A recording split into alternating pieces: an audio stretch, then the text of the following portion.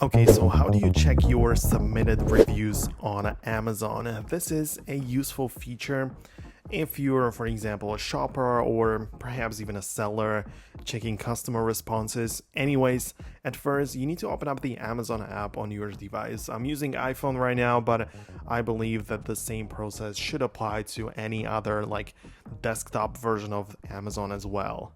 Now, as you are on the homepage, you should start by navigating through Amazon's various features, and at the top of the homepage you're gonna see the search bar, and this is where you can enter the name of the product for which you want to check the reviews. Right, so for instance, if you've recently reviewed a t-shirt, you can type into the t-shirt and hit enter.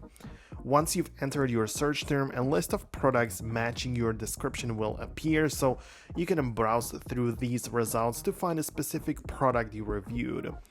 Selecting the exact product you reviewed is important to ensure you access the correct reviews section.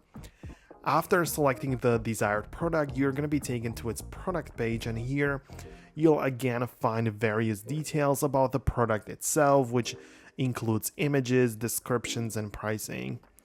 Now, pay attention to the top right section of the product page where the review section is located.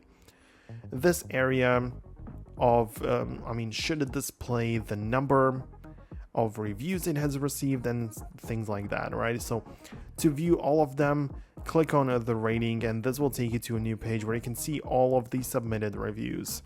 You can read through the feedback left by various users, including your own. This section is really useful for understanding the general user experience with this product, so you should go ahead and check it out before, of course, purchasing any of the stuff you usually buy on Amazon. So this is going to be about it. I know it's pretty basic. I think in the profiles section of your Amazon account, you should see all of your submitted reviews as well. So go ahead and play around with that. But I believe that this is going to be everything. If you found this video helpful, leave a thumbs up, subscribe below, and I'll see you guys later in the future.